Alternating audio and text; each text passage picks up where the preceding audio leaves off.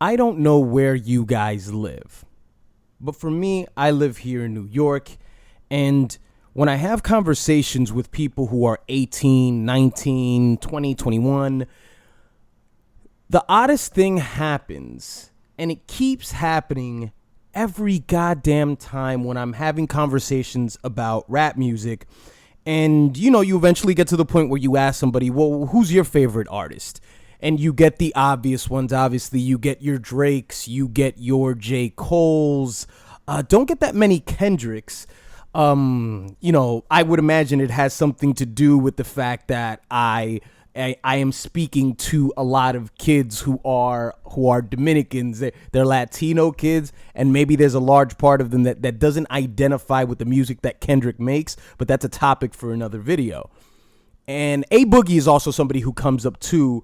He's a rapper that's creating quite a big buzz for himself. I saw that fucking stupid Kodak Black video the other day when he said he wanted to fight Lil Wayne, and he was in the shot with A Boogie, so I guess A Boogie's in the studio with Kodak Black. Not a song I look forward to listening to, but it's good to see that A Boogie is he's starting to build some traction. The oddest thing is when they give me their list, almost always Fabolous is always mentioned in the list. Now that's strange for me. I'm in my 30s, okay? Fabolous was high school for me. I mean, I remember days where Fabolous was he was in the mixtape circuit, and he was with Desert Storm, which was DJ Clue, so he was constantly on on mixtapes with DJ Clue. And, he always had these great freestyles that were, a minute and 30 long.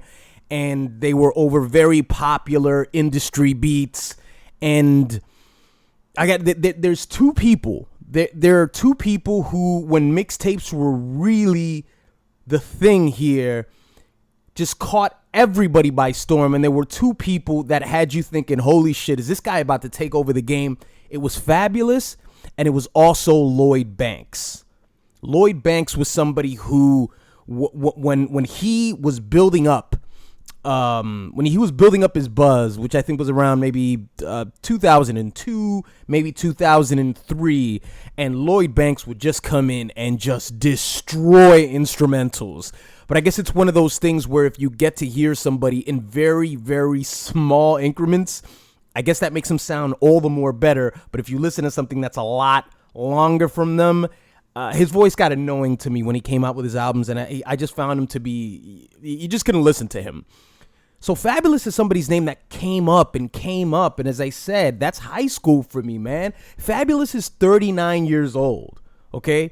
He's older than me. He's freaking 40 years old. And, this is, of course, coming from a generation where it's like, if you're 4 to 5 years older than somebody, they're like, man, you're old. I'm 20, but you're 23, man. You're so much older than that. It's the same fucking age.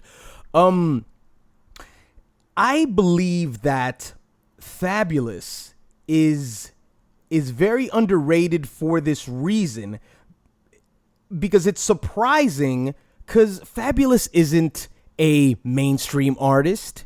He never was. Fabolous's biggest hits were collaborations with other artists, features when R&B and rap were fused together, and he would jump on these features and he would put together some pretty impressive verses. And those were his biggest songs. I remember Ball Drop, with French Montana just like 2 years ago. And here in the city, that shit was all over the fucking place. But it's so strange to hear his name be mentioned because of the fact that Fabolous's spike was never that high. He's always sort of maintained this level of consistency, I guess you could say. With exception to how he came in with the mixtapes and his punchlines. God, he had this fucking freestyle over the It's Yourz beat, the Wu-Tang beat. And he was like, it's getting hard to dodge the women, but I'm still pitching little white balls faster than Roger Clemens. That's as large as lemons. When it comes to selling trees, I'm as large as Timberlands. I love it. What was that other line? I'm sorry. It was another line that he had in that freestyle. Two-way beepers were the shit back then. I wasn't even old enough to have a two-way beeper. I didn't have money at the time. And he said something like, you only reach for your hip when your two ways go off. Shots will fly by your head. Your toupee fell off. I ain't Crip. I'm just a blue-gray show off. Ghetto Fab. I'm more than rap for my bucks. Keep 2 9s on me like Warren Sapp from the Bucks.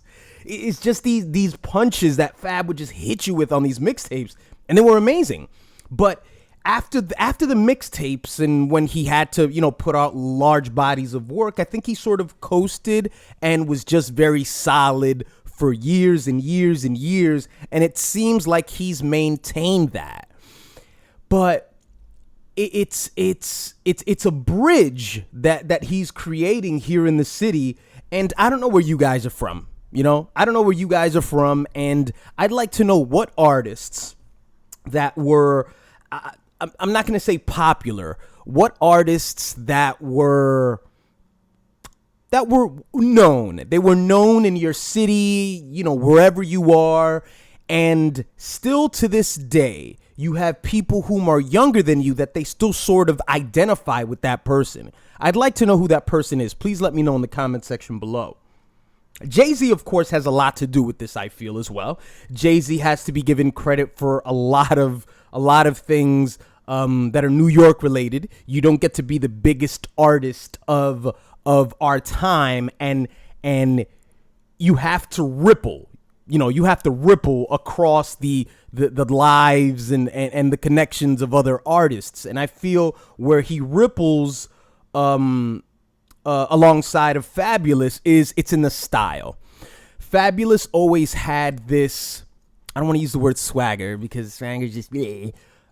Fabolous always had this sort of aura about him where, listen, I'm going to talk about materialistic shit. I'm into shoes. I'm going to talk about clothes. But you know what? I'm also going to give you something that's lyrically satisfying to some extent. I'm not going to blow your mind, but I'm going to give you something. I'm going to give you the ugly face eventually. You're going to go, okay, I'm listening now. And Jay was the person who I think perfected that. He perfected the idea of course, you could make a case and say that, Biggie was on his way to really perfecting that. But obviously, Jay-Z, he's got nothing to do with that. Or does he? Stick to the point, the respect. So Jay-Z's got a lot to do with it because it's that style of it's materialistic, but at the same time, it's flashy, it's dope. You want to hear it. Your head is nodding, and it's not lyrically vapid material. Raekwon is another person I think that I can relate to this as well. So Jay-Z's responsible for that, and maybe partially responsible. I'm sorry. I don't want to take any credit away from Fabolous.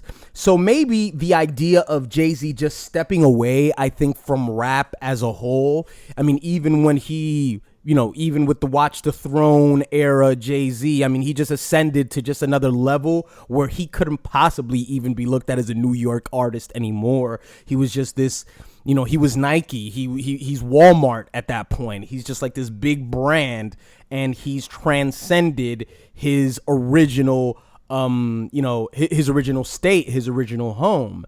That has to have something to do with it. And Fabolous, obviously, I mean, I've never heard Fabolous speak about his influences, but I'm more than sure that Jay-Z would be under the umbrella of his influences. But Fabolous is unique for that reason, and you have to say that he's fucking underrated. I mean, this is the, I don't mean to sound like a fucking East Coast douche, but this is the most important city, at least on the East Coast, when it comes to hip hop. It originated here. So it has to mean something that in the motherland of this shit, and I've had conversations with, this is a span of like maybe 3 to 4 years. I'm having conversations with, 10 to 15 to 20 people of that age group. And it's like, Fab is my favorite rapper. He's everything to me. And that's very surprising, especially in an era where the internet is so influential and Drake gets hammered over your head.